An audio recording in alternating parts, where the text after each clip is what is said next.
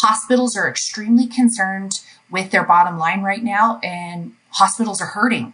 Elective surgeries were taken away, and we're enough quarters past that reduction in those elective surgeries that they're starting to feel that in their bottom line. And so I think that we have an opportunity, but I believe that everybody is greatly focused on other things rather than the long-term commitment that it needs in order to look at all those pieces of information. Without supplies, there's no surgery. Without products, there's no patient care. Welcome to Power Supply, the healthcare supply chain podcast focused on helping you navigate the intricacies of logistics, purchasing, contracting, and supplier relationships. Each episode, we speak with healthcare executives, supply chain leaders, and innovative entrepreneurs from across the country as they share their stories, experience, and expertise on the industry we love. From the loading dock to strategic sourcing, from buyers to the C-suite, and across the enterprise, we tackle the real-life issues impacting the healthcare supply chain. Whether you're tuning in for conversation or inspiration, we're glad you're here. You're just in time to hear it from the source and stock up on insight. So sit back and plug into Power Supply. This week on Power Supply, we speak with Michelle Taukiuvea, owner of CBT Analytics. We're going to be talking about demand planning today, Hays, but also I think it's time that we let the audience in on a little secret that there has been an ongoing competition between you and Garry and myself about how many comments we can get from our guests about whether or not we've asked a good question or a great question. And during this interview, it's going to be unavoidable. It finally just comes right out there. And so I'm going to acknowledge it ahead of time. And I'm pretty sure, historically speaking, I'm in the lead with the most great question comments. Well, no, you're wrong from the jump. I mean, even though you're the host of this thing, that's wrong. Garry would agree with me, but guess what? Michelle is a great interview. I really, really did enjoy it. I learned a lot from her, and she did to wrap this whole thing up, come listen to it. But she said I had a great question. So thank you so much there, Justin. All right. You might have won on this episode, but truly the whole audience wins because the cat's out of the bag. Our little background competitions while we're doing these interviews. Michelle is just about to have a fantastic conversation with us today. Lots of takeaways on analytics and demand planning. We're going to be right back after a short break with Michelle Taukiuvea. I'm Hays Waldrop. This is Garry Skinner. And I'm Justin Poulin. A production of 17 Studios, you're listening to Power Supply.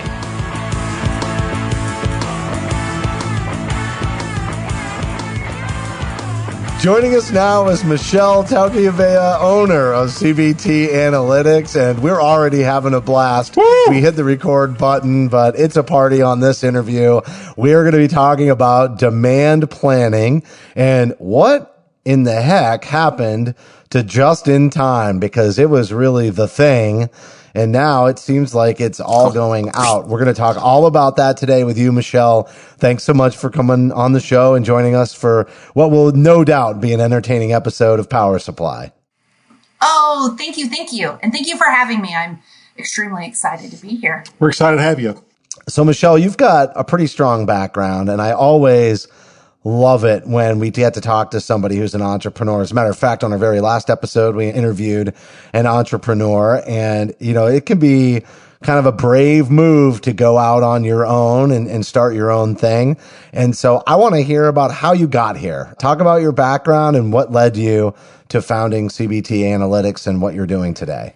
Oh, well, I never, ever thought I would start my own business, to be quite frank. I started out in financial services right outside of college, and I thought that's where I was going to be.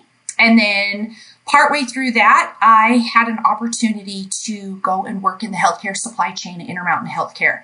And I have to tell you, I started right after they started their supply chain, and that was and still is at Intermountain. It's a magical time. It's a magical place to be.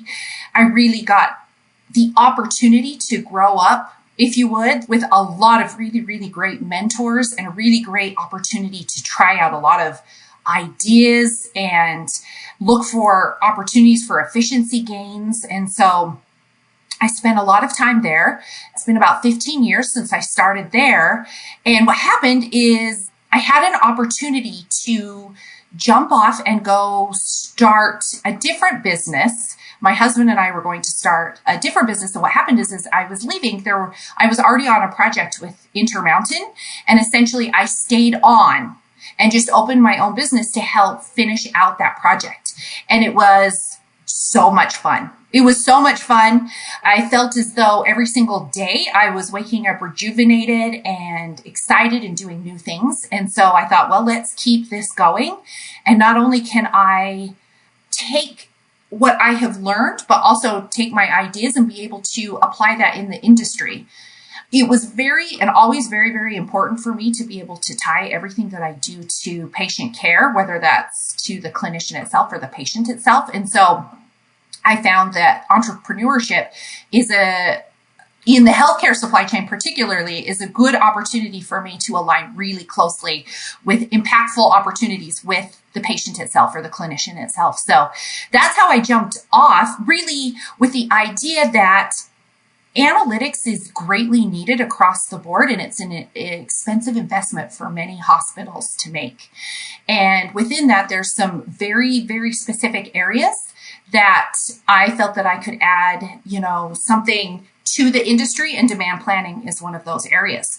And it's been, I don't want to say fortuitous, but educational, and an opportunity to test some new ideas with COVID and the pandemic that, depending on who you talk to, we're done with, or maybe almost done with.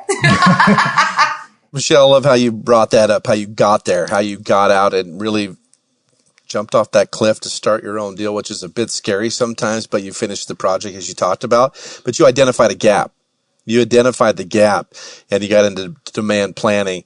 How did you get there? Was it quick? Was it fast? Did you think everybody's doing it? I mean, I love to hear kind of that background what you shared, but like to get there, to see that gap, how quick were you ready to make a move on that? Oh, I spent the first year and a half or 2 years really, really focused on data cleanliness and taxonomy application within data. Always going back to Intermountain, I felt that we had a gold standard in terms of data cleanliness. And I was under the impression that everybody had that same level of data access even. There it is. I was going to ask that question. Yeah. So compare and contrast from what you went to where you are now. Oh my goodness. Yes. I learned very, very quickly that is not the case everywhere. And that data-driven decision-making is something that is greatly needed, but not as easy to gain access to across the industry in the healthcare supply chain. So as we were working on projects and really aligning with what are the implications of clean data and how can we move information from being descriptive to predictive, that's where we started realizing that this is extremely important in terms of demand planning, because a lot of what is happening is just, as we hinted here, just in time. And there isn't necessarily a lot of the data being reviewed or analyzed or taken into account.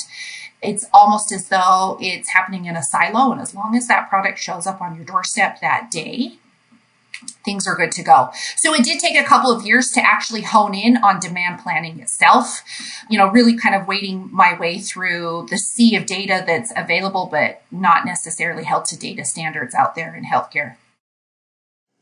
I have a quick question as it relates to the data itself. Typically, the data is there somewhere, right? It's in some different system, as I'm assuming, an ERP or someplace.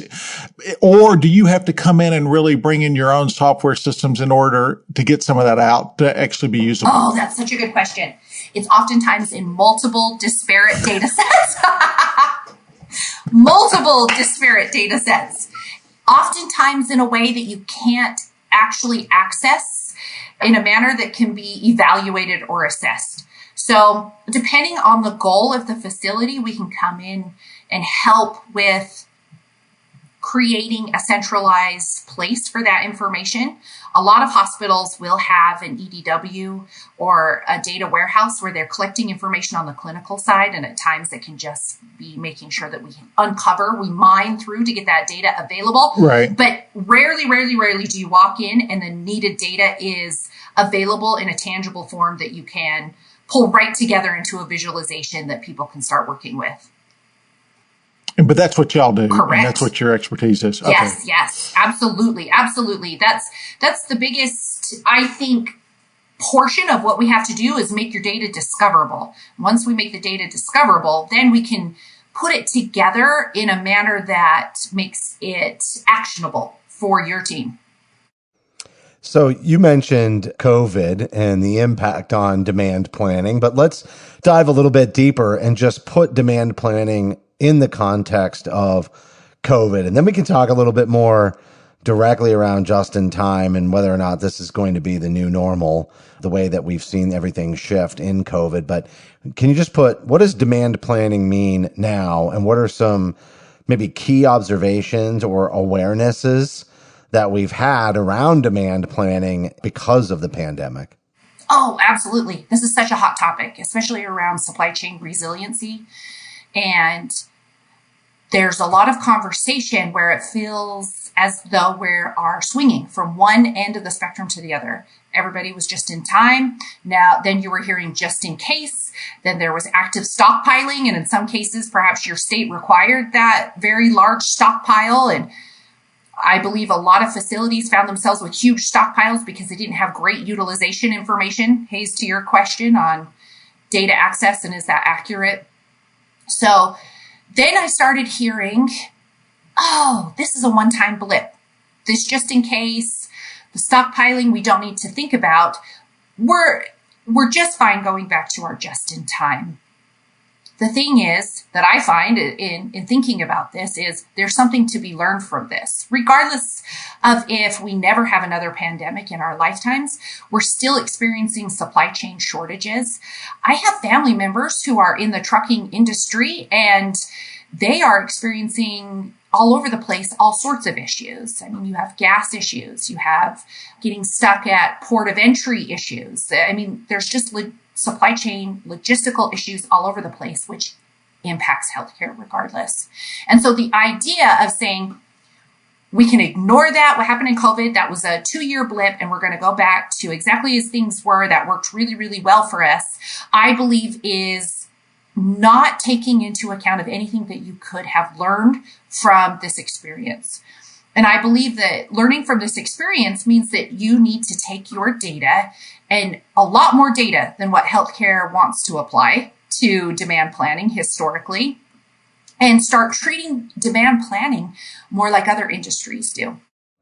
Why don't they want to apply more data? Is that because of who owns the data and there's a bit of a game of chicken going on here, or is it another reason? So I have a personal belief, whether this is true or not.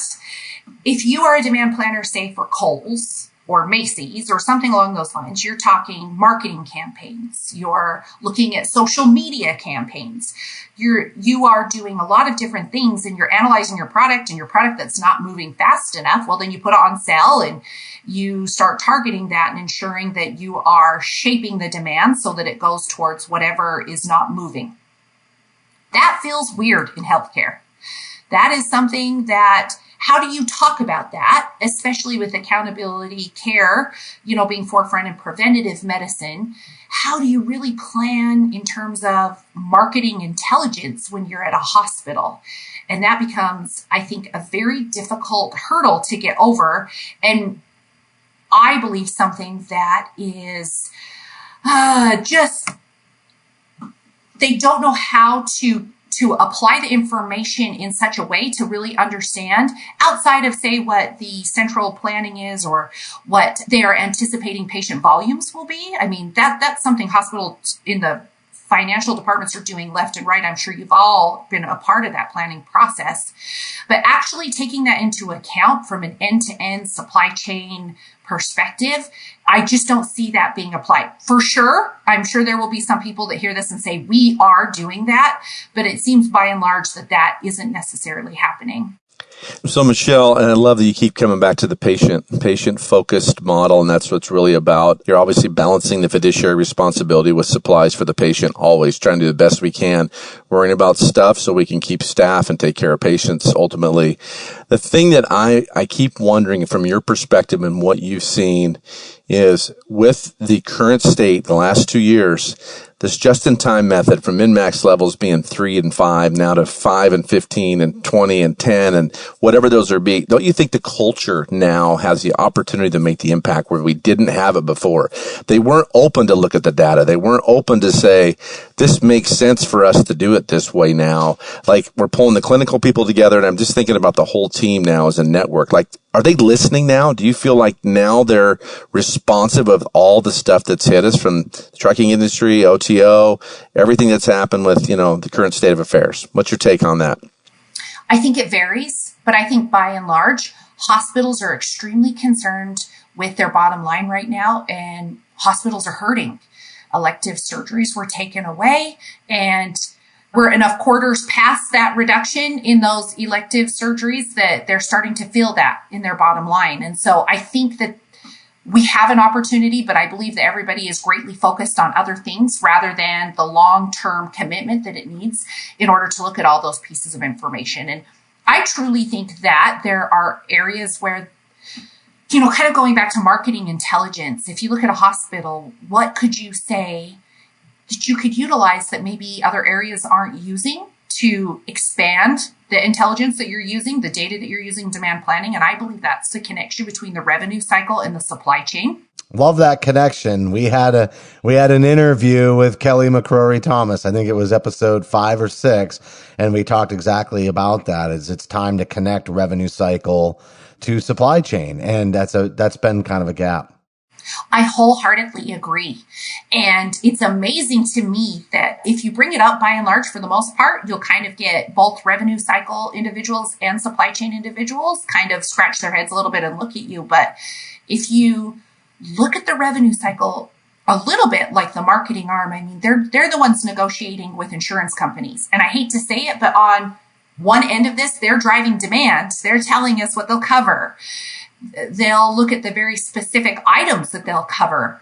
So why aren't we taking into account what those negotiations are with the payers to fully understand what is coming down the pipeline and make sure that we're shaping inventories and what we're actually purchasing based on what's going on with that information? So when we're talking about gathering that information, right, some of it's already available to us, some of it isn't. I almost kind of think about it like cryptocurrency is if we could only figure out how to mine this information, then maybe, we could do something with it that would really help us generate new revenue, right? So let's talk about the signals, because market signals, and really as it relates to signals for demand, it's all intertwined, right? So is that what you're talking about, is gathering intelligence that we don't have today that would give us more information about the market and thus the demand needs for the organization? Or what are some other examples of demand signals? Yes, absolutely. So taking into account, like I said, the revenue cycle, the insurance, what they're covering, following pieces of information that are not going to be included within your hospital or within the provider. This would be new technology that the FDA is approving. Google searches on seasonality for flu. I know that we always use that as the easiest example. But culling all of this information together that is greater than just your purchase history or just what your planning has done or seasonality or every year, this is when we get our flu shot. And so we know that we buy these in bulk to make sure this happens. This would be taking all of that information and then understanding how that connects with your distributor and your manufacturer. So to me, a lot of what they're purchasing, those demand signals. So the true understanding on when it is that you truly need to buy or what your anticipated buy should be in near term, and longer term, so shorter term, longer term purchases are being clouded a little bit through the distributor and the just in time. So you not only want to be able to take the demand sensing, but you want to be able to shape that demand. And to me, in an optimal world, you would be sharing this information or partnering with not just only your distributor, but then you and your distributor are partnering with those manufacturers so that they know a little bit better on their end how to smooth their supply chain. That way, you're going to right size your inventory levels. You're going to be able to sustain any sort of reasonable risk that you have coming up. I mean, obviously COVID is an unreasonable risk, but reasonable risks that are coming up. And then not only are you creating resiliency in yourself, but you're adding those touch points all the way across the supply chain back up to the manufacturers. So the BDs of the world, those places that perhaps may be experiencing issues with getting rubber or, the raw manufacturing portions of their product, are able to better identify and also share that information across the chain.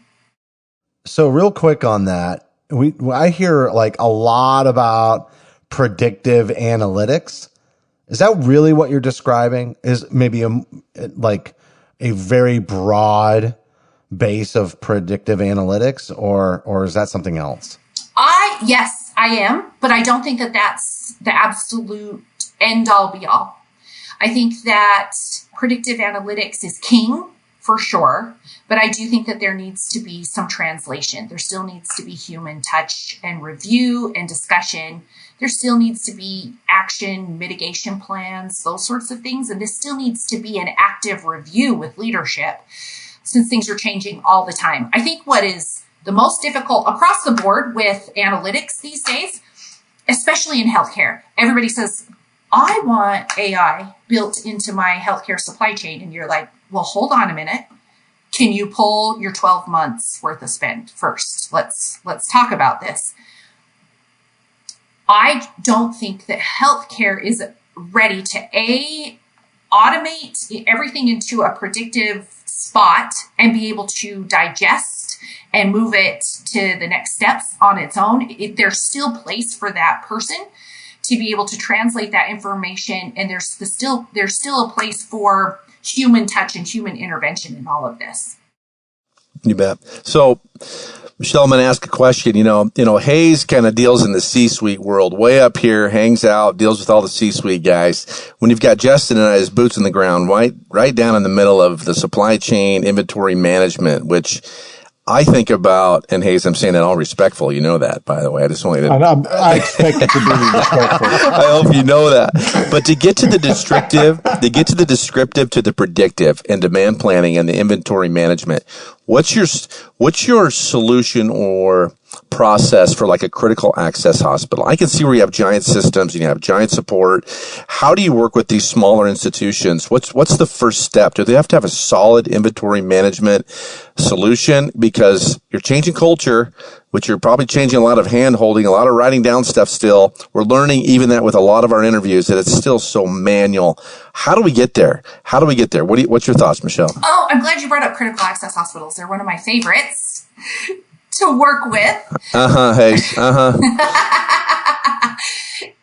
But I have found they're also the most willing to kind of work through solutions with you, even though you're right. They don't have the fancy platforms. They're not subscribing or paying hundreds of thousands of dollars a year to have specific systems.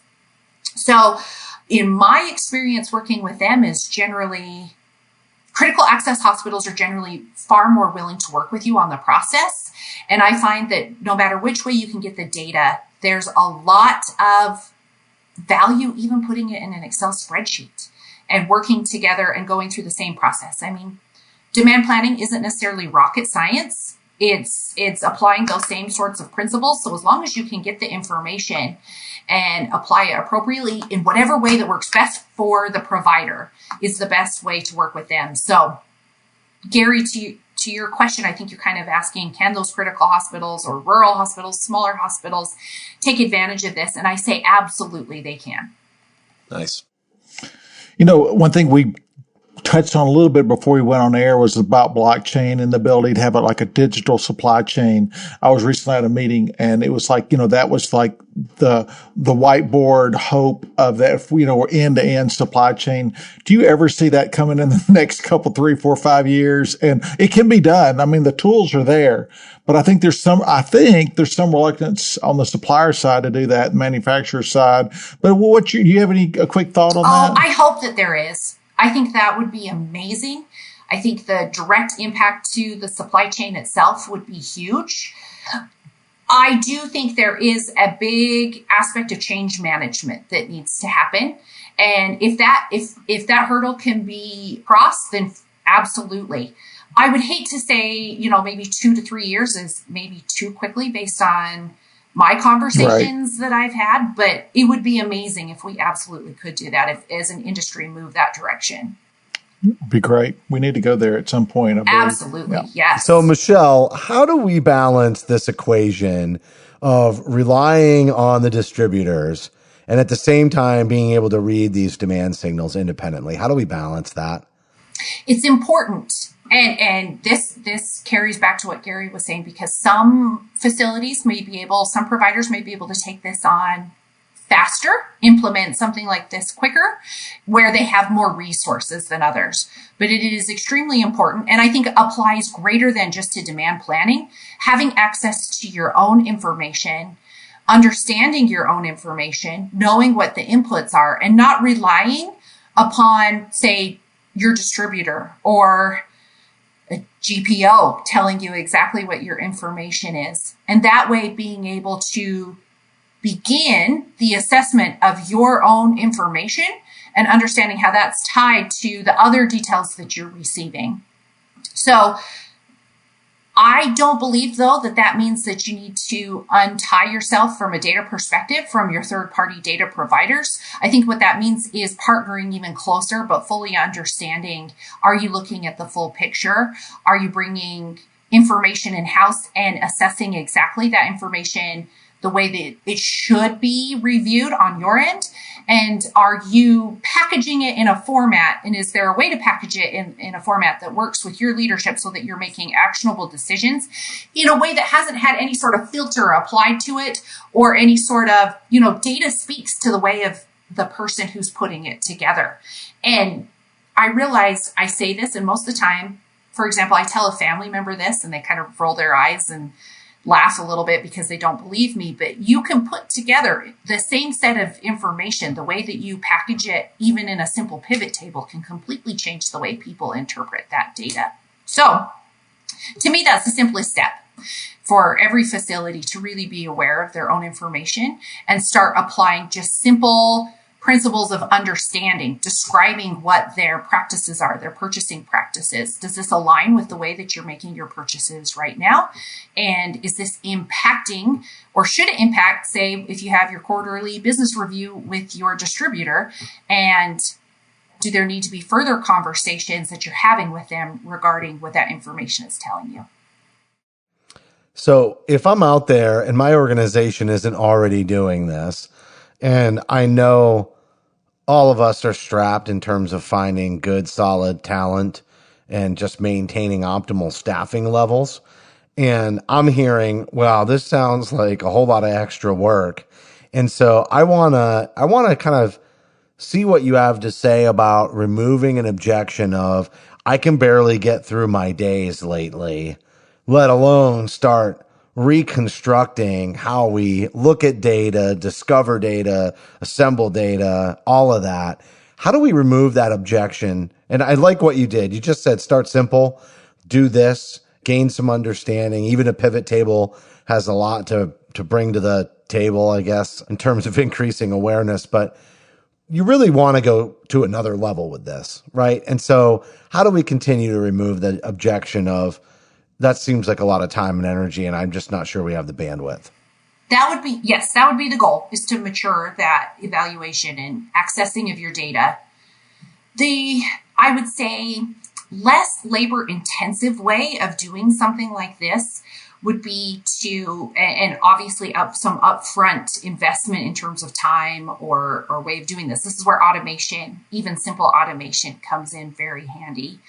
Even if you're accessing your data, like we talked about, not necessarily divorcing yourself from third-party data if you get your information through a GPO or a distributor, but having that information sent to you on a cadence that is automated or something of that nature, having a visualization of the information, some governance around it, that your team, how they want to see that information, and have that set up as a standard so that the data comes in and it auto updates on its own. You can do that in Excel and have that be very easy so that everybody can see the same type of data, trend that information in the way that it needs to be, and then move on from there, kind of data analytics 101.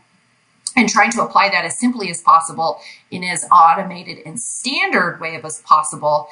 I think that once that starts happening, then everybody starts realizing we can review this information and have ownership of our data, but we also don't need to put a ton of time into this going forward. That is when everybody starts realizing that information is key and information is knowledge.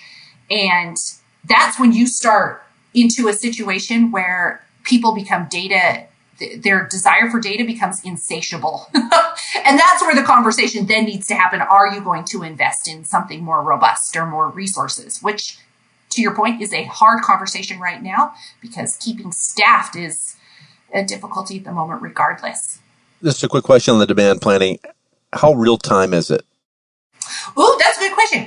So it depends on the type of data and the way that you have it set up and in terms of maturity. So optimal, it would be extremely real time with the assessment continuously happening in the data and the reporting, the structure set up, so that at any time, if your leadership said, okay, we've got a problem with purple tops, let's talk next week. We need to know what's happening. You have all the information at your fingertips so that you can have that discussion.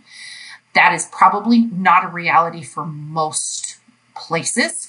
And that can be as simply because you don't have a data feed that is structured to even update automatically. It might be a monthly feed update or a weekly feed update. But that is the goal. And I believe that is possible. With the data set up the right way, you could be continuously updated. Excellent. Well, this was a phenomenal interview. Yeah, great job, Michelle. Really enjoyed having you on. Time flies by in great interviews like this one. And I feel like we just got started.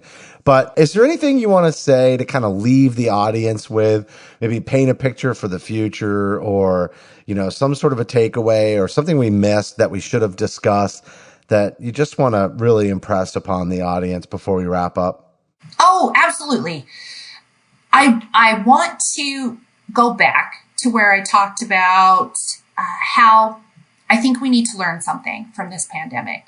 And I think that there are takeaways, and a lot of those takeaways are, in my mind, that what we were doing before isn't sustainable going forward, but also where everybody moved to the opposite end of the spectrum is not sustainable either.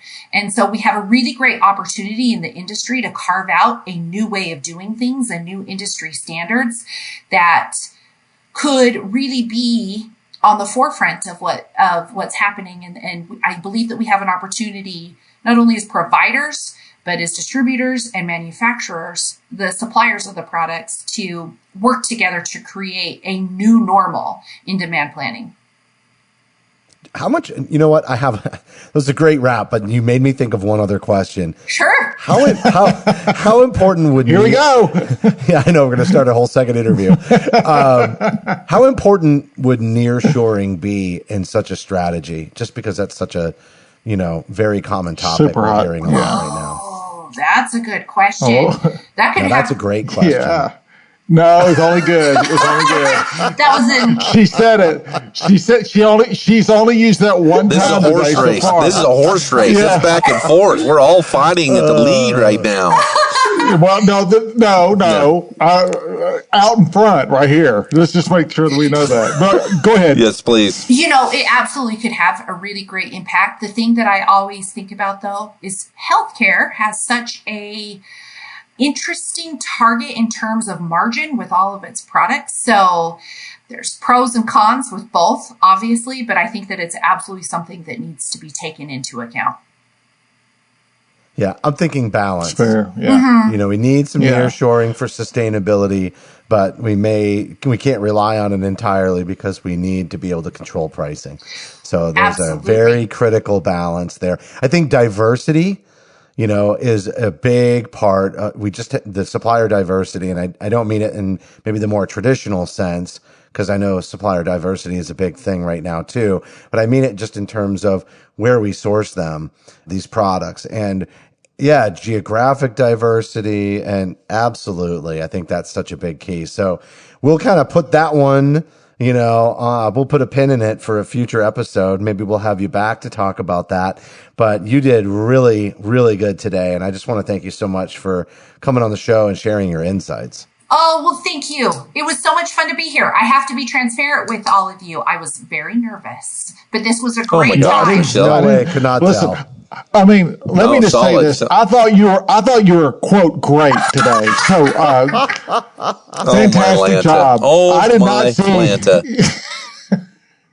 You're giving Garry Thank you so much for being here. You're fantastic. Thank you. I appreciate it. Thank you so much for having me on. This was wonderful.